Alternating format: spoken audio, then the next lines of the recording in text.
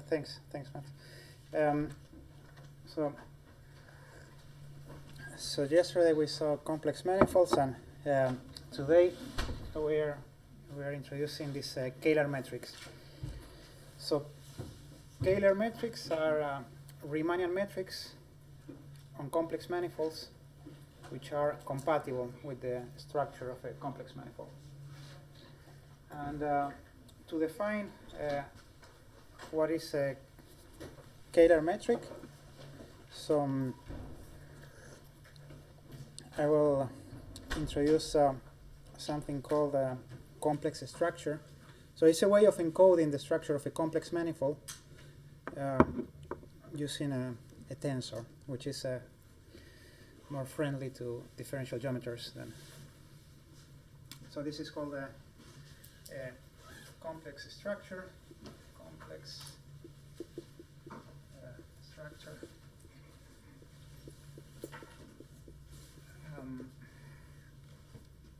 So let's do the simplest case. What is the complex structure of the complex numbers? So we have the complex numbers, and we identify the complex numbers with R2. And then this is the standard identification, real and imaginary part. And then we can define the following section. So I, this is a tensor, or this is a so what is this? This is a section of the homomorphism bundle of R2. So this is a section of the endomorphisms of a tangent bundle of R2, which is defined as follows. So it is I on the vector. So here I see vectors as derivations, as in the other vectors. So the I and the vector x is the vector y, and I in the vector y is minus the vector x.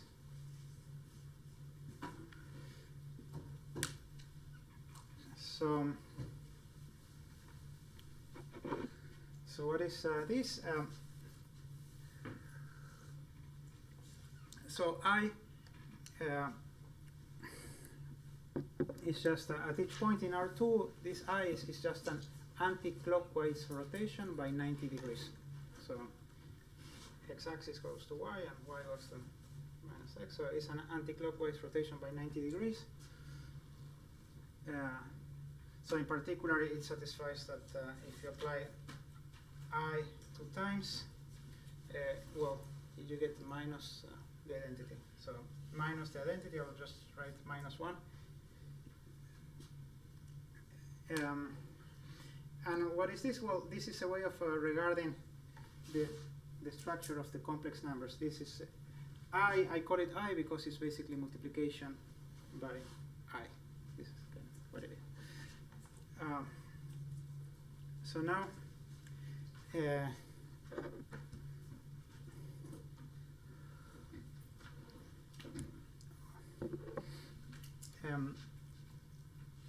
now we can rephrase the condition of being a holomorphic function.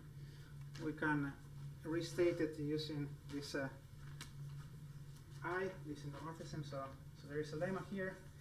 Lemma is that let's say that we have some open set and some function, complex valued function on this set. Let's say a smooth function, so with partial derivatives of all orders. Then this function f is holomorphic. So then this function f is holomorphic if and only if if and only if the derivative of f, the Jacobian, commutes with this I, with this endomorphism, commutes with I.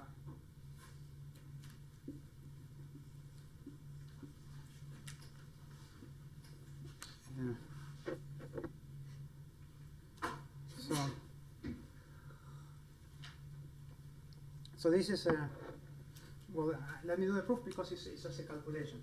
Proof. So let's write f, the function f has real and imaginary part, and then the derivative of f, Jacobian matrix. So it's on the first row we take the partial derivatives of u. So I would use the short notation for partial derivatives. So this is u with respect to x, and then u with respect to y. And then in the second row, we do the same with the function v with respect to x, v with respect to y. That's what it is, the derivative. And then, well, this endomorphism of the tangent bundle is just a matrix. So I is just the matrix of the vector 1, 0 goes to 0, 1, and the vector 0, 1 goes to minus 1, 0. So now, if you do the calculation, df composed with I, so if we multiply this matrix with this matrix, we get, here we get u, I, v, y, and then minus ux minus vx.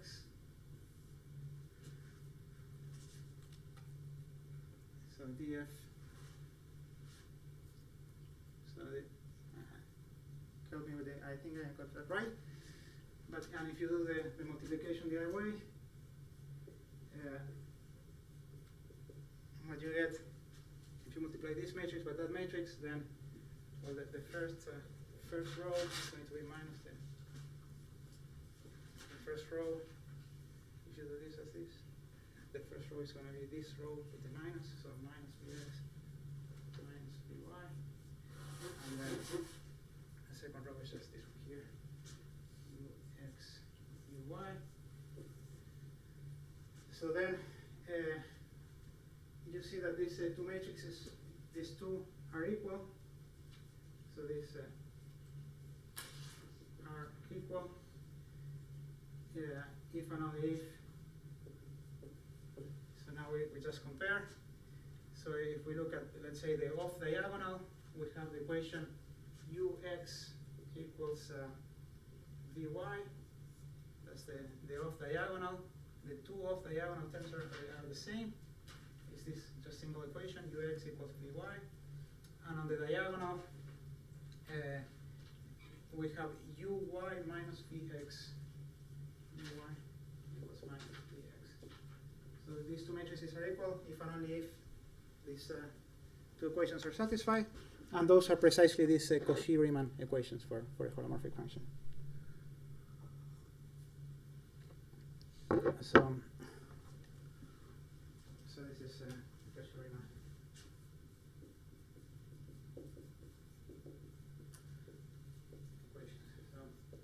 Okay. So how this section I gives us this more like a geometric way of formulating the Cauchy, of writing down the Cauchy-Riemann equations.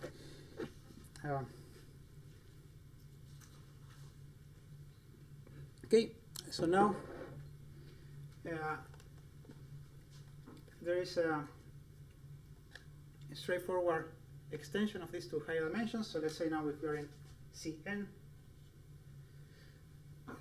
then we have like coordinates Zj, Yj,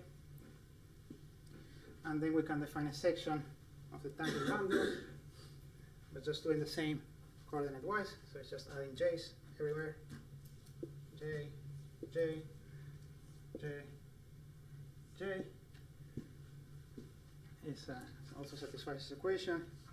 And then the same lemma holds, by the way, holomorphic function is defined in several variables, is some sort of straightforward extension. So if we have an open set in Cn, then a function is holomorphic if and only if the derivative commutes. So moreover, rather than considering functions with values in C, we can consider functions with values, let's say, in Cm. So, and then, so by here, holomorphic means that each of the components of the function is holomorphic, and then the same holds. So, well, here is the complex structure of Cn, and here is the complex structure of Cm, but it's the same. So, okay. So now we can use this to define what is the complex structure of the complex manifold.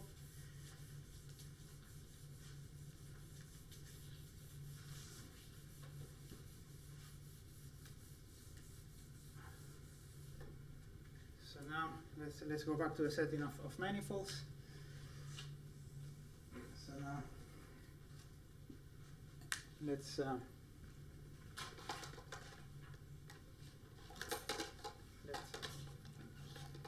take M. So now this is a complex manifold.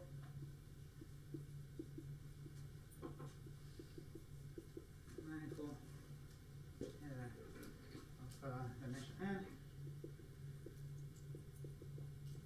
So dimension n. So it's more on Cn. And now I want to define a section I of endomorphisms of the tangent bundle. So first, what is the tangent bundle? So Tm here, Tm.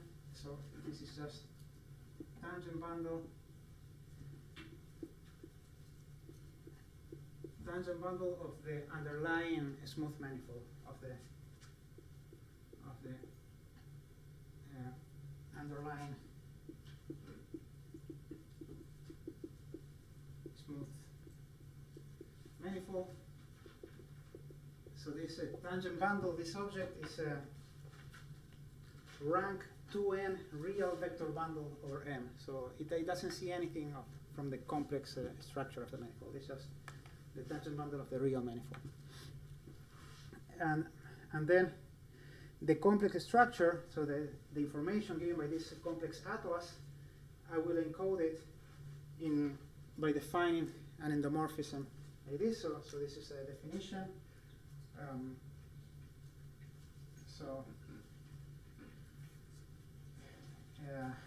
This is sort of a lemma definition, I would say. Lemma definition. It's kind of a definition that you need to prove that it's well defined. So how do we define this complex structure? Well, we just take charts. So then if we take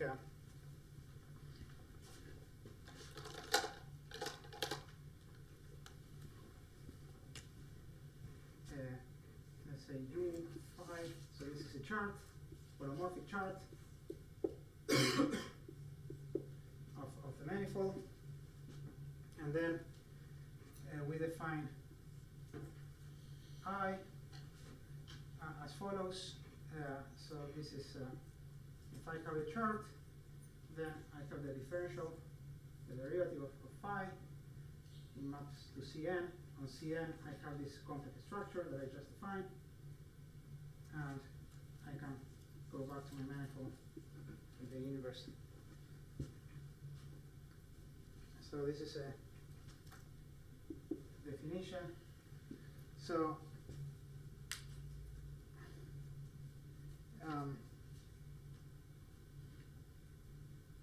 And the thing that is that why is this also a lemma? Well, because this is also independent of the chart. So this is independent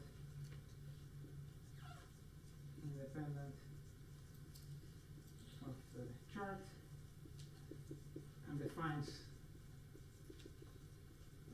smooth section of the endomorphisms of the tangent bundle. So at each point of the manifold, this is a linear map from the tangent bundle to itself that satisfies that the square is minus the identity.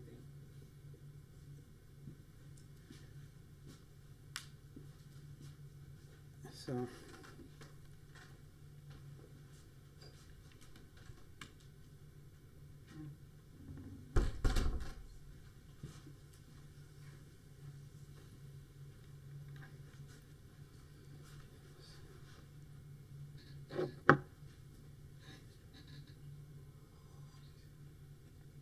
and then why is this independent of chart? Well, it's a consequence of this lemma. So the proof of this, the proof. So if you take a different chart, you want to show that on the overlap of the two charts, you get the same. So if you have well, I should say like V psi, another chart, V psi. So this is another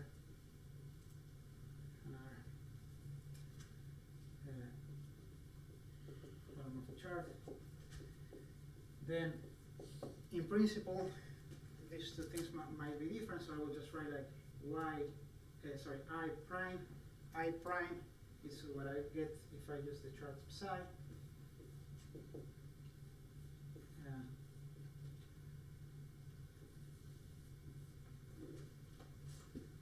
So, and I want to show that this I prime is equal to I. But then here is that we need to use that the transition function between the two charts is holomorphic. So how do we do that?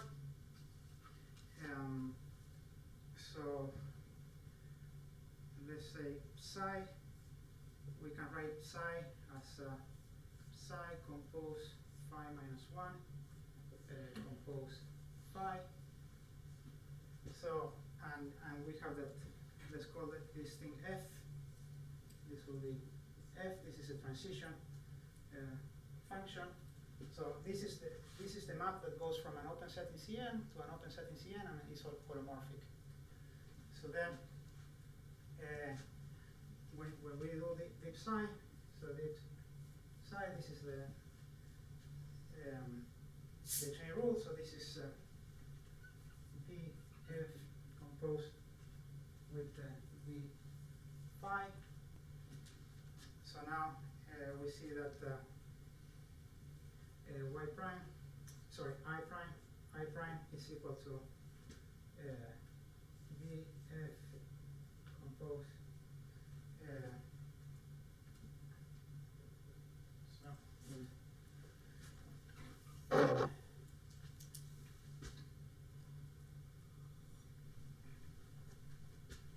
so let me df composed with d phi. So this is minus 1, and then the complex structure of Cn, and then df composed phi. So here when I invert, this is the same as doing d phi minus 1 composed df minus 1. And here is where you use the crucial lemma. So the key lemma is that if we have a holomorphic function between open sets on Cn, then the derivative commutes with the endomorphism phi. So now I can commute these two, and when I commute, I cancel df with df minus 1. So all these three terms in the middle, they just cancel out. Oops. Well, I didn't want to cancel the I. So I want to cancel df, sorry. You can cancel the df's. You cancel the df's. You can cancel the df's because they commute. So you can cancel the 2df and you just get the thing for the that's what I want to say. Yeah. So and that's the same as the complex structure I. Okay.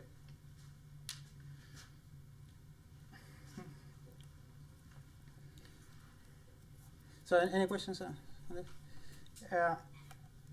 Okay, so now this is the thing on any complex manifold. We can define this a smooth section of the endomorphism of the tangent bundle that squares to -1.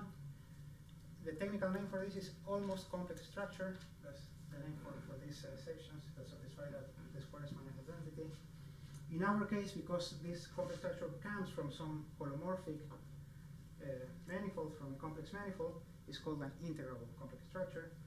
And they just encode everything of the complex manifold.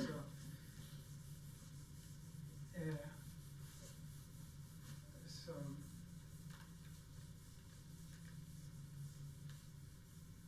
the category of complex manifolds, one can just define it as manifolds with integral complex structures, and the morphisms are just maps that commute with this complex structure. So if you have two maps between complex manifolds, it's holomorphic. So if and only if the derivative commutes with the complex structure. So this is on the tangent bundle of M, on the tangent bundle of M. So sorry, yeah. Can you repeat the definition between an almost complex structure and the integral complex structure? Right, integral. So we're not going to use it, but definition of almost complex structure is a smooth section of the tangent bundle of a manifold that squares to -1. That's an almost complex structure. Integrable is when it comes from an holomorphic atlas on the manifold, defined this way.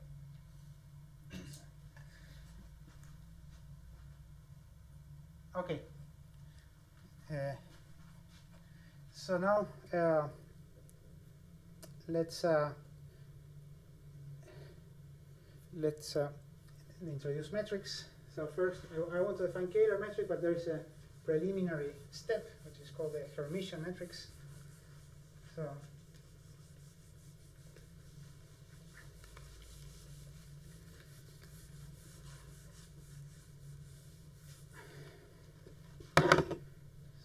Hermitian metrics.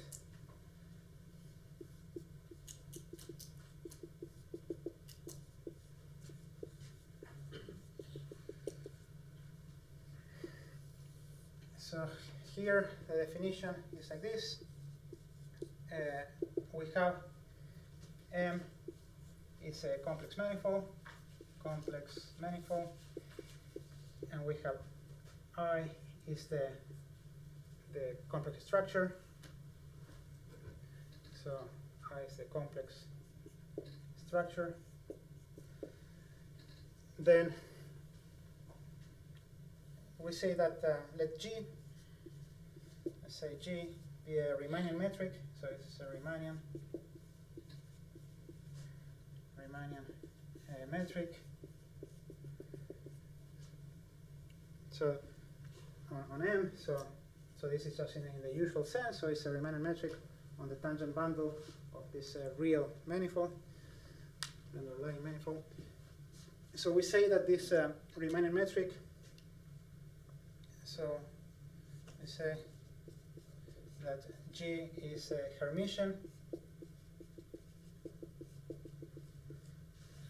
if it is compatible with the complex structure in the following sense. If G of I on vectors U and vector V is the same as G on the vector U and V.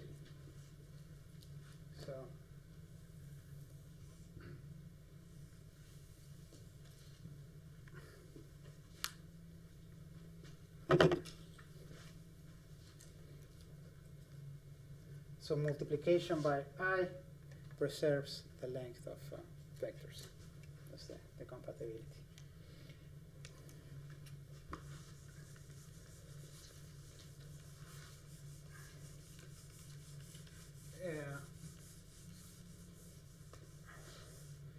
So it's just as a remark, this condition is easy to satisfy. So in the sense that every complex manifold admit such a metric. So if G naught is any Riemannian metric on the manifold M, on the complex manifold M, then you can sort of like average the thing. So you can just do, you can define the following thing. You just do G naught and UV, and you just add the same thing with the I, and then this is a Hermitian metric.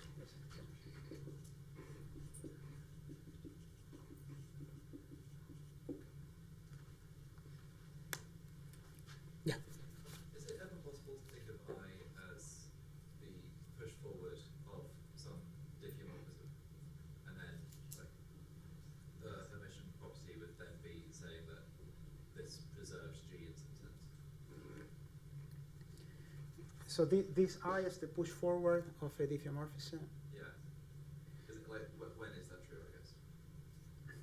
So when is this true? No, as in when can we think of I as the push forward of some like phi between M and M? Oh. So I don't know. So I just think of I is just this multiplication by I on the tangent space. So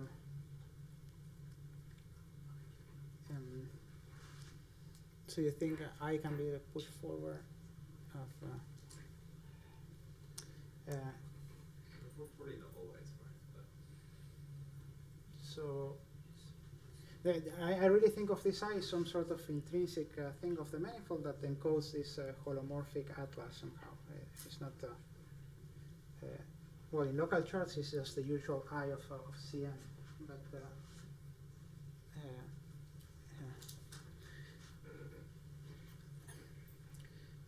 okay, so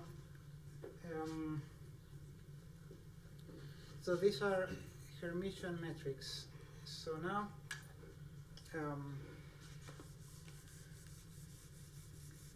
to define Kähler is an extra compatibility condition.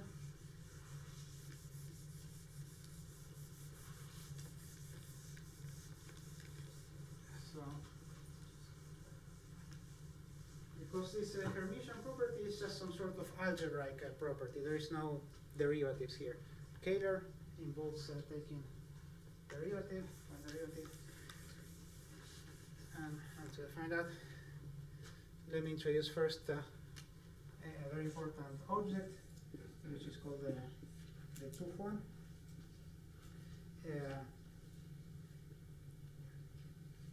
Well, maybe again this is sort of a definition lemma, so I'll just write the lemma.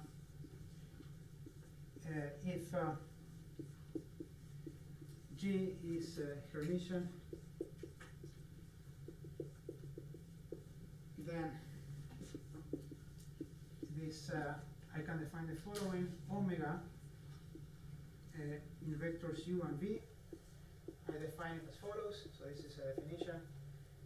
Is G, and I multiply the vector u by I, and then apply to v. So, and then the lemma is that this is a two form. This is a two form.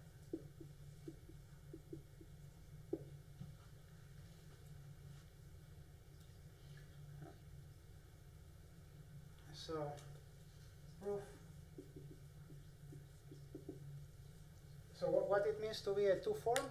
So a two form is something that takes two vectors, returns a number, and it has to be bilinear, but being bilinear is clear because this is linear, this is a linear thing on vectors, and this is bilinear on vectors, so this is bilinear. So that's true. but the two form means anti-symmetric. So if we reverse the order, so if we do omega on the vectors VU, so this is G, a definition on IVU, but now because the G is a Hermitian, I can apply I, so V IU, and this is equal, so I squared is minus 1, so minus V IU, and G is symmetric, so this is minus G IUV, and this is omega U. So this is a two form.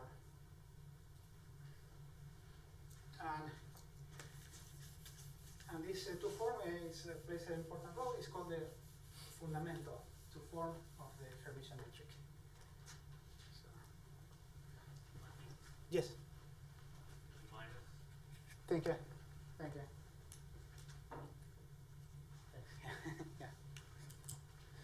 Yeah. So this is the fundamental. It's called the fundamental.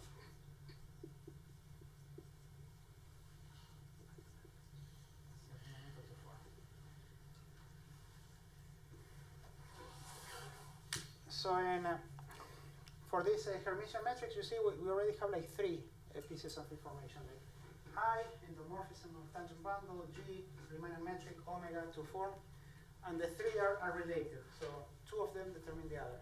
So in general, what I will be doing here is I usually fix this complex manifold. So I usually fix this I. We are working on a fixed complex manifold, and then G and omega are equivalent. And it's very common in Kähler geometry to refer to these two forms as the metric.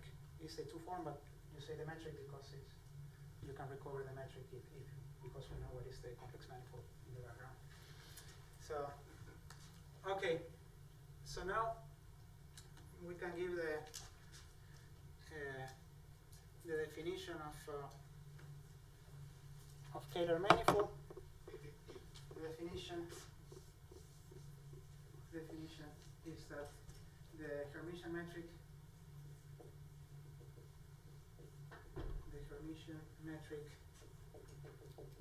G is Kähler.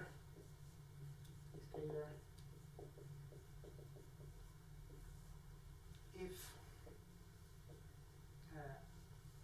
this form is exact.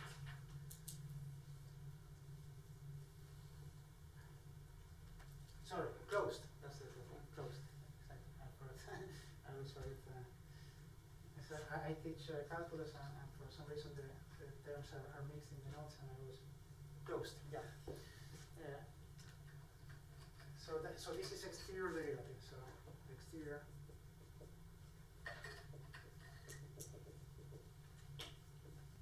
Derivative.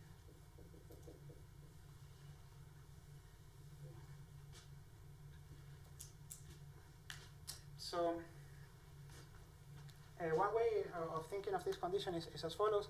So in general, if you in Riemannian manifolds, general Riemannian metrics, you can always find coordinates that approximate the metric with the Euclidean metric up to second order. So you can always find like these geodesic coordinates, for example, using exponential map, in which the first derivative of the metric vanish at a given point. That's true. Now, if you look at Riemannian metrics on complex manifolds, you can ask, can we find holomorphic coordinates that do the same job, such that the derivatives vanish? And there is an obstruction, and this is the obstruction. So Kähler metrics are the ones that for which this obstruction vanishes. So there is the obstruction to having like a torsionless free adapted connection or something like that? Something like that. Maybe. So like the Lemaitre connection of the metric Right. makes the tensor I parallel or something like that. That's also equivalent to saying the Kähler. That's the Kähler condition. Yeah. Okay. Yeah. So yes. Okay. So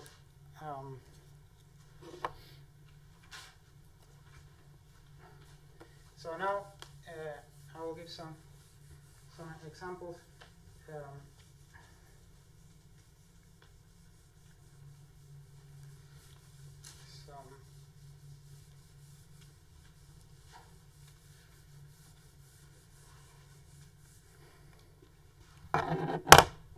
So the basic example is Cn.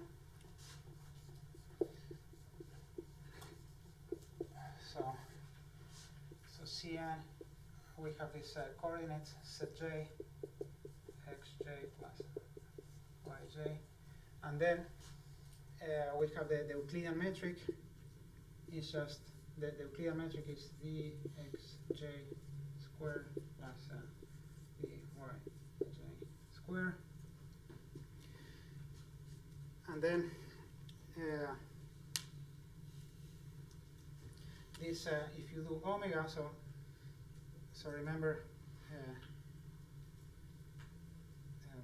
so I of a partial xj was yj. So if you do the omega, what you get is vxj wedge vyj. So if you just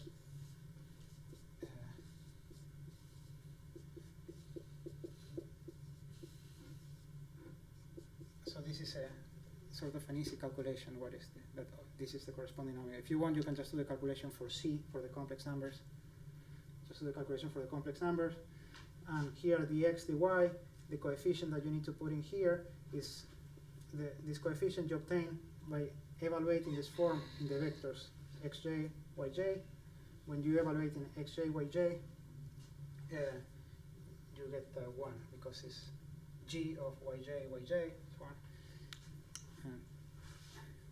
So this is sort of an easy calculation, and it is closed. It is closed because it's sort of constant, so it's closed.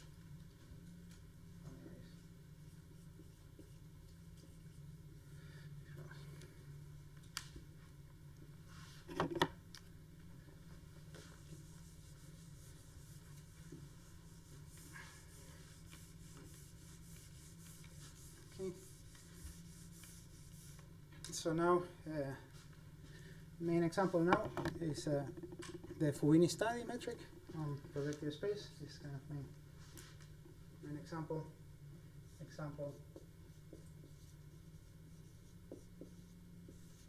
Fubini study. Fubini studio.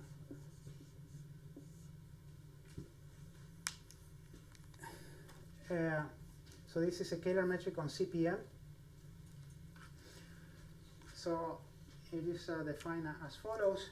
So on CPN, we can look at the projection from the sphere to CPN. So remember, so the sphere is this is just a unit sphere in Cn plus 1, and then we have the projection, the quotient projection. So then the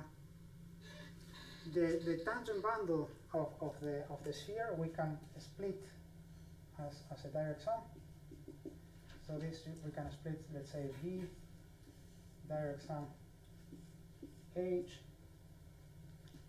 where V is the direction which is tangent to the circles, the fibers. So to the circle fibers. I will write S1 fibers. So this map is actually this Hopf map. So it's a circle fibration. The preimage of a point is a circle. And then V is just a distribution of the tangent bundle. It's an integral distribution. The leaves are just these circles. It's one-dimensional, real one-dimensional. And what is H? H, we just take the orthogonal complement. So when I say orthogonal complement, I mean the usual metric on the unit sphere. We have a metric, the restriction of the metric of the Euclidean metric. We have the round metric on the two sphere. Sorry, on this odd sphere, and then we just take the orthogonal complement with respect to that metric. So now we basically define the Riemannian metric on projective space by declaring this Hopf map to be a Riemannian submersion. So how is that?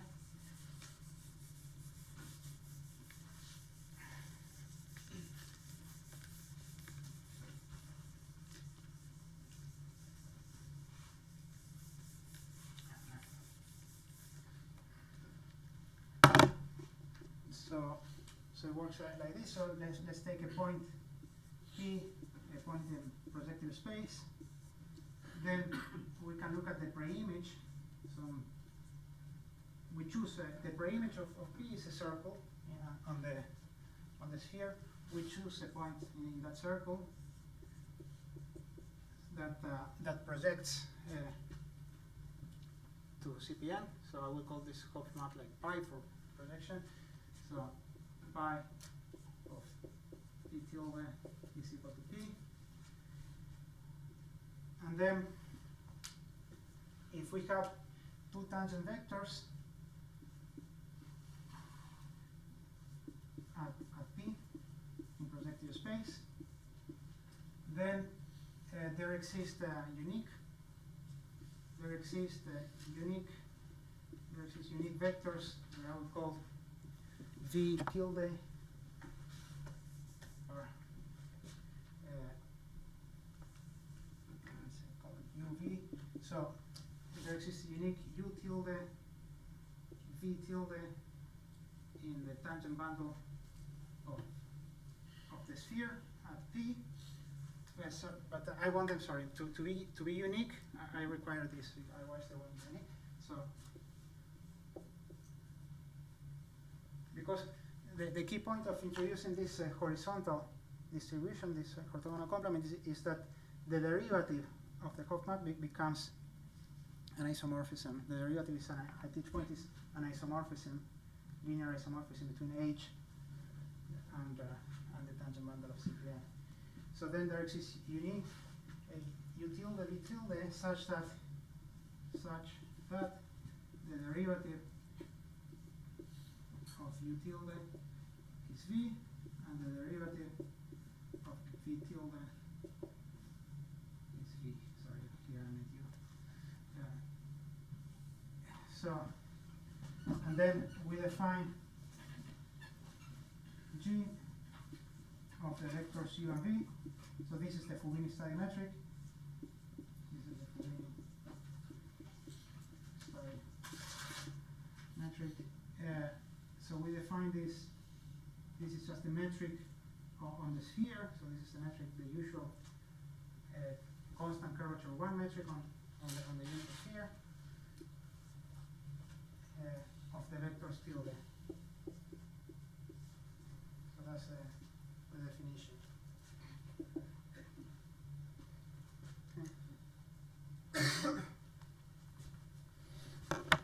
So this is the definition of the Fubini study metric.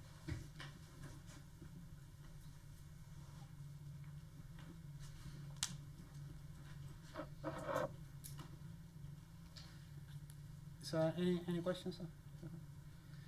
So again, one should check that this definition is independent of the choice. The only choice here wasn't on the choice of the preimage, because the vectors tilde are uniquely determined by this condition of being on the horizontal distribution. So this the choice of P tilde, but the thing is that the circle is multiplication by unit complex numbers act as an isometry on the metric on the two spheres. So if you choose a different vector P tilde, then all of this will differ. All of this U tilde will just differ by the derivative of this action by the circle action, which is an isometry of the sphere. So this quantity will be independent of the choice So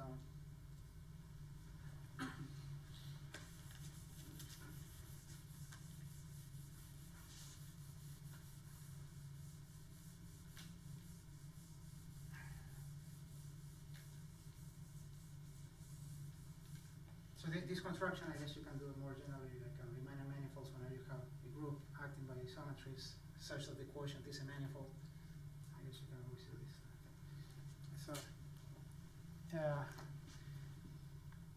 So now we need to prove that it's Kähler. So this one, let's write it as a lemma.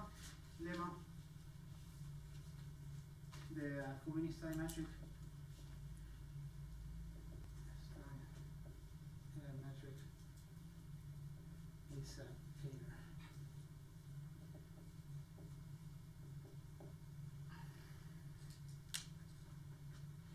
So the proof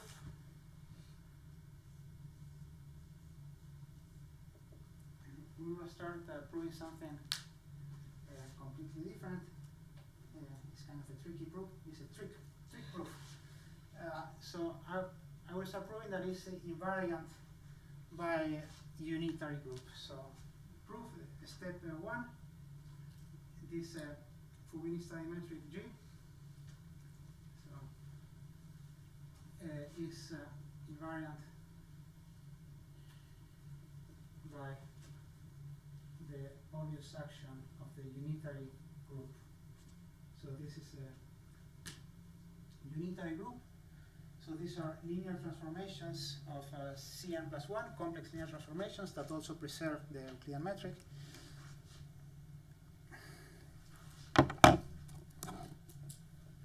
So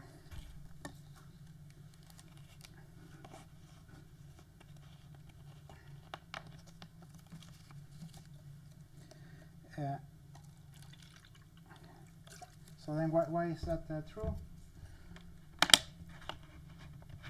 So first, if I have a linear transformation on Cn+1, this linear transformation acts on CPN, because CPN is just a space of lines.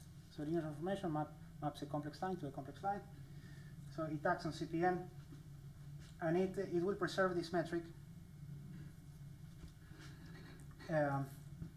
because this linear transformation preserves the metric on the sphere and also preserves these distributions. So it's important here that also preserves the distribution, because this proposition would not be true if I was asking here real isometries, because real isometries in general will not preserve this distribution. But because it's complex, it preserves the distribution. So then if it acts on CPN, then the lifted action on the sphere preserves the distribution and the length of this vector. So that's like the step 1. Okay. So now step 2. We will prove that G is Hermitian.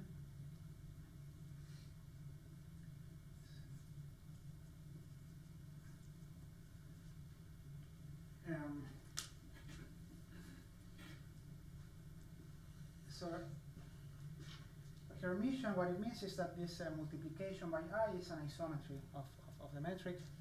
So how do we prove that? Well, we will use step 1. So let's say that the point P is, let's say, the point 1, 0, 0. Then we consider the following unitary transformation. The transformation is 1, and then I. So this is a linear, so here I mean diagonal. This is a diagonal. So this is an element in UN+1. So it acts on the coordinates when multiplying. The first coordinate is invariant, and the other one is just multiplied by I. And then this unitary transformation fixes this point, because the line here is sort of an eigen vector of this transformation. So this transformation fixes the point. And the derivative, oops, there I meant P, sorry. So this transformation fixes the point P. And the derivative of this transformation at the point P, well, it's just, the derivative of this transformation is just the complex structure, it's just multiplication by I.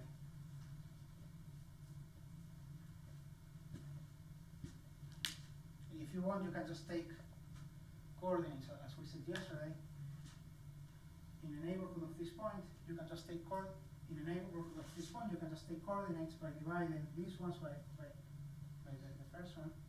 So, and those coordinates, this map F, and in those affine coordinates, this map F is just multiplication by I. So then the derivative is just the complex structure of CPN. And then we're done, because this proves that G of I U I V is equal to G U V. If U and V are vectors at V.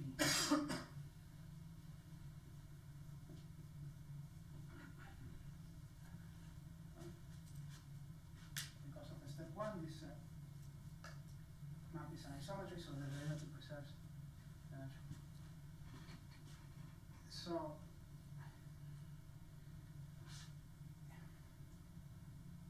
and then if the point is a different point, then you just use that the action is transitive. So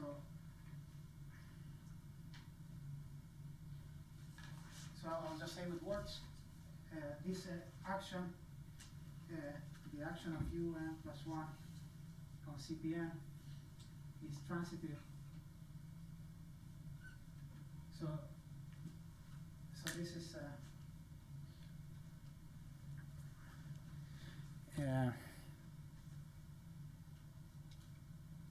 it's just a statement of linear algebra that the UN plus 1 acts transitively on lines in CN plus 1. It's just if you have any vector in this sphere, you can complete to an orthonormal basis, and then so a unitary basis. You can always complete to unitary basis, and then this gives you that this action has to be transitive. So then, if you have any other point, you can map it to P with one of these transformations, and then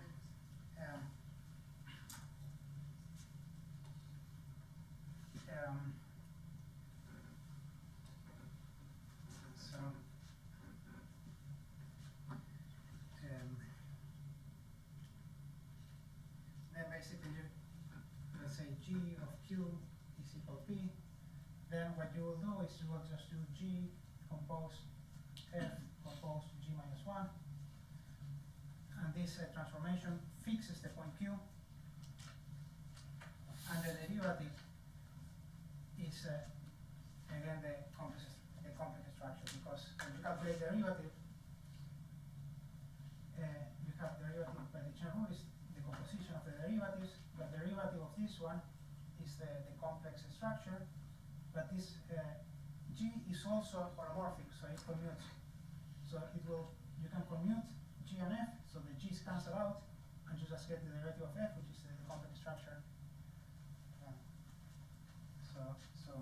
So then, for every point, you can construct an isometry that fixes the point, and such that the derivative is the complex structure. Okay, so the Fubini-style metric is Hermitian, and now finally we need to prove that it is Kähler, that d omega is equal to 0. So that's the last step.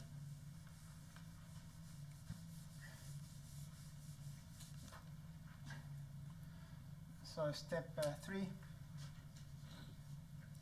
is that d omega is equal to 0. And we will use a similar trick.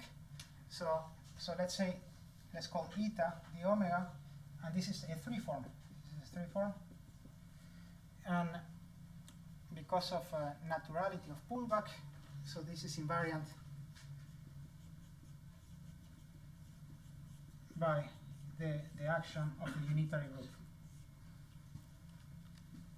Because pullback commutes with the exterior derivative. So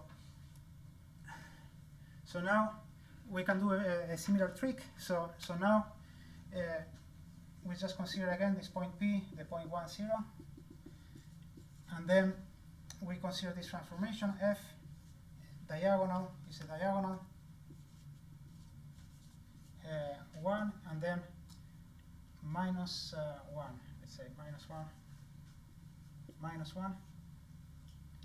So now this transformation fixes P as before, but now the derivative is minus 1, minus the identity, the derivative of this map. So now if we have 3 tangent vectors at P, and we evaluate this form eta at this UVW, then because of invariance, this is the same as eta at minus U minus V minus W, and this is a 3 form. So the crucial thing is 3. So minus 1 3 times is minus 1 again. So this is minus eta U V W. So then it has to vanish. So then eta U V W is 0. And again, because this 3 form vanishes at the point, it's identically 0 at the point, and the action is transitive, it vanishes everywhere. So this finishes the proof that this Fubini study metric is Kähler. Okay. So there is another approach to prove this, that the Fubini study form, that this 2 form is closed. The other approach is as follows. One can prove that under this Hopf map, if we pull back this the Fubini study form, what we obtain is the restriction of the standard symplectic form on R2n plus 2 to the sphere. So pi star of the Fubini study is just the restriction. This is the Euclidean the standard symplectic form on R2n plus 2 restricted to the tangent bundle of the sphere. So then, and then this one is, we just saw this one is constant, this is closed. So because this one is closed and pi is a submersion of manifolds, then this omega also has to be closed. So this is the point of view that people use in symplectic reduction. So Fubini study is a symplectic reduction of the metric on Cn plus 1. Okay. So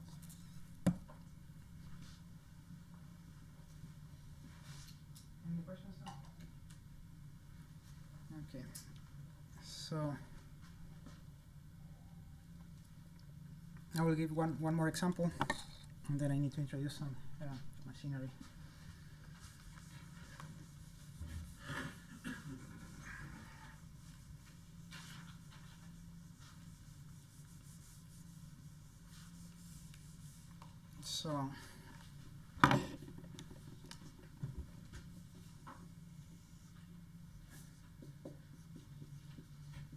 So now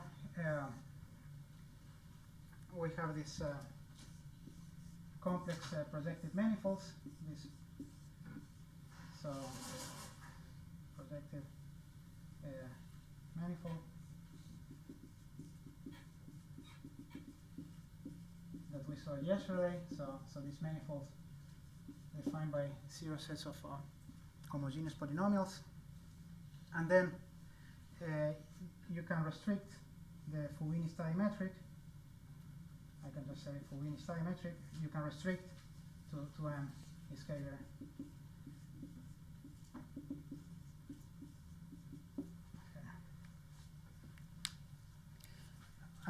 And this provides like the huge huge class of examples. And this is a general fact. If you have a Kähler manifold, a submanifold which is a complex submanifold, then you can always restrict the Kähler metric, and you always get the Kähler metric on the submanifold. And the proof is just again, is naturally is the fact that exterior derivative is natural, so it commutes with the. So if you restrict a closed form, the restriction is also closed. So it is always non-degenerate. This when you take the fallback on any complex submanifold. right. It is always non-degenerate. Right. Yes, that's true. Because it's always non-degenerate because it's a Kähler, so it has a metric. So if you evaluate the form, well, you can record the metric from this gives you actually a metric if you couple with the complex structure. So Which is the metric inherited from CPN. So it would be right, it's a restriction of the or G F S M. Yeah. So the point is that the complex structure of M is just the restriction of the complex structure of CPN restricted to structure of the tangent bundle of M. So everything is just restriction. So yeah.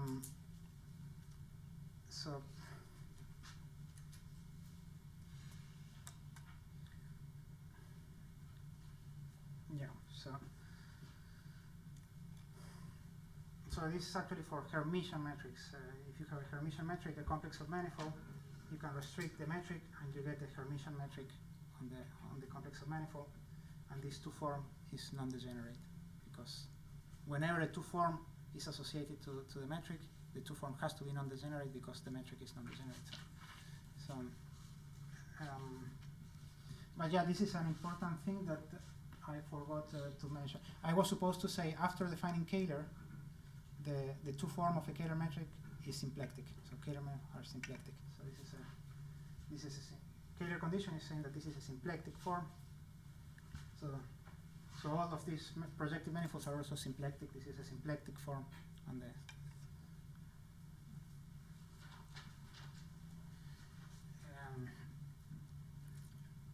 Okay, so now.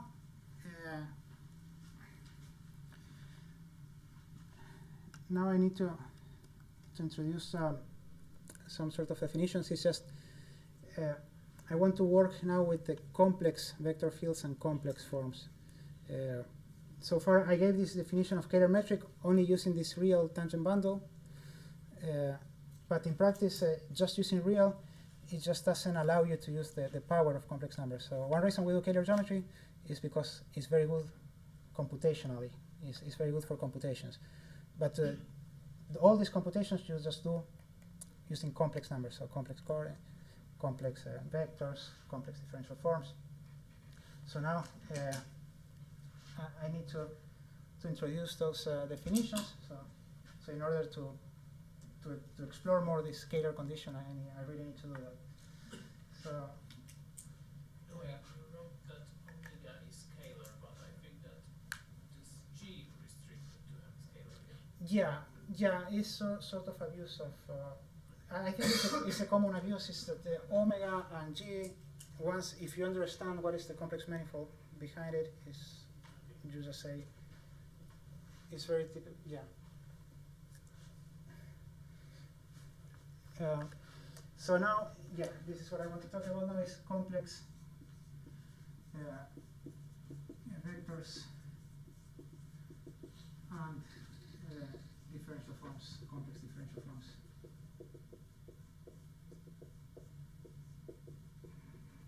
So in Kähler, you really want to do this, work with these complex vectors and differential forms.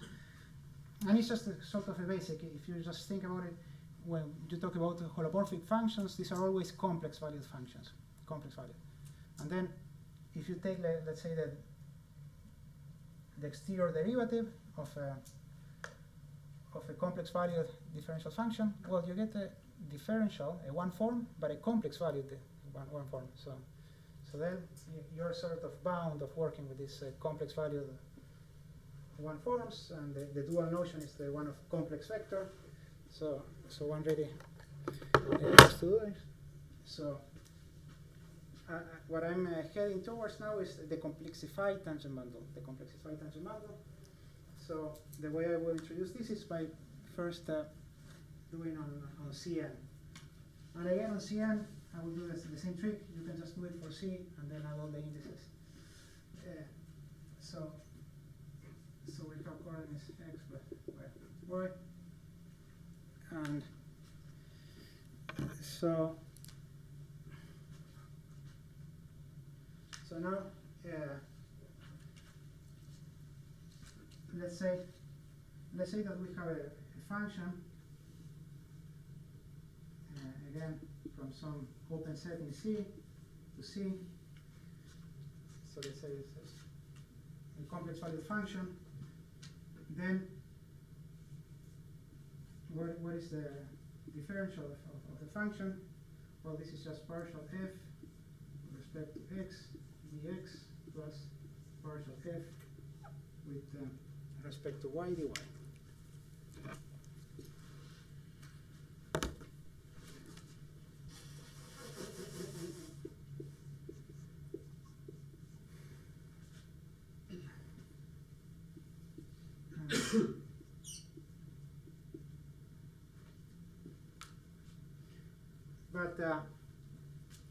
But it's implicit here. Implicit is I'm working with the differential form that has complex coefficients. Because this function is complex, these partial derivatives are going to be like complex valued. So this is the usual dx and dy, but we're multiplying with imaginary numbers. So now in particular, one can do that for this set. So set, you can think of set as just a function. So if you do this set, this is just dx plus dy. And we have set bar. And so this is dx minus. So then,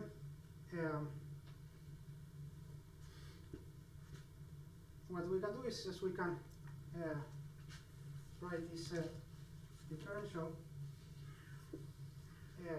We can write this in terms of this set and this bar. So how do we do this calculation? Well, you just replace. So what is from these equations? You have the dx. So here we have, if we add these two, we cancel the dy's, and we get that dx is equal to this set plus this bar divided by 2. And then for dy, we have that dy is equal to, well, we can subtract, and we have this set minus this bar divided 2 times I. So then you can just replace dx with this, dy with this, and then this, what you obtain is the following. So you see that there are these factors of 2 coming up. So we have partial f with respect to x minus I partial f with respect to y. And on the other one, we have 1/2, and then we have partial f with respect to x plus I partial f with respect to y.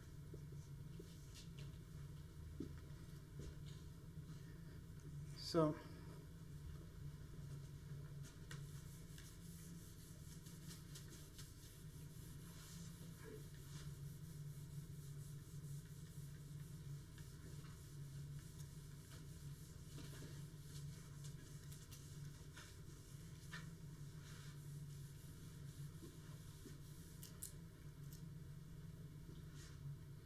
So then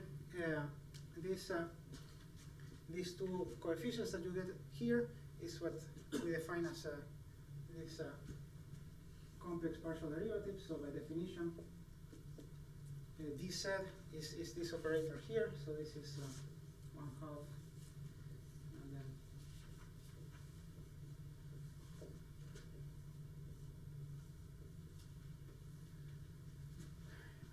this bar. This is 1/2, and then we have partial respect to x plus I partial respect to y.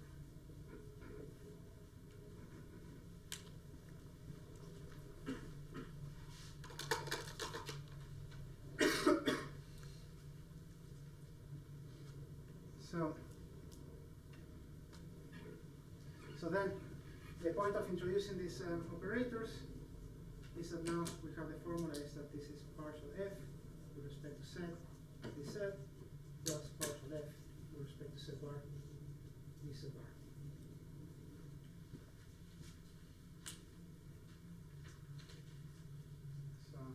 So in particular, this operator partial with respect to z on the function z, you get 1, and on the function z bar, you get 0, and vice versa.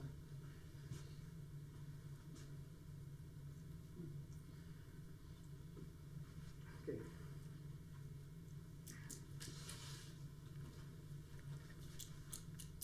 So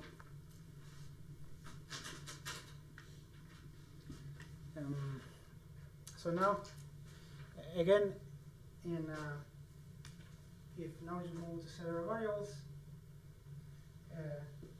the thing works out the same way. So it's just that we add the indices, and you just add j everywhere, and we have these operators. This is j, and this is j the bar.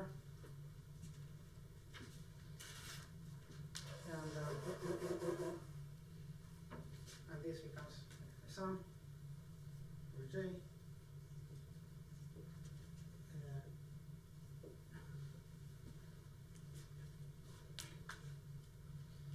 And then this derivative, this exterior derivative is so this is an element of this is one forms on this open set to emphasize that this has like complex value. This is a complex variable form, and these vectors here, you see these are what are these vectors? So these are a combination of the usual tangent vectors of Cn, normal tangent vectors, but with complex coefficients. So these things here are like complex value vectors. So yeah, elements of the complexified tangent bundle of Cn.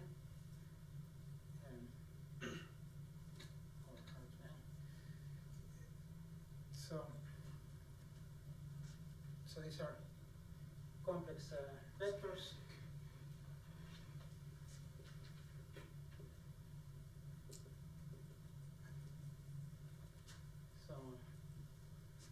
So this is tangent bundle of Cn. These two things are the same, but here I'm allowing some people write like this. It's complexification of the tangent bundle. And then these complex one forms, you see they come sort of different types. So ones with set j's, and other ones set bar j's. So df, we can write this as del bar f plus del f del bar f. So this is the thing which is del f, and this is the thing del bar f. So this is like once this is a form, the space of complex variant one form, you can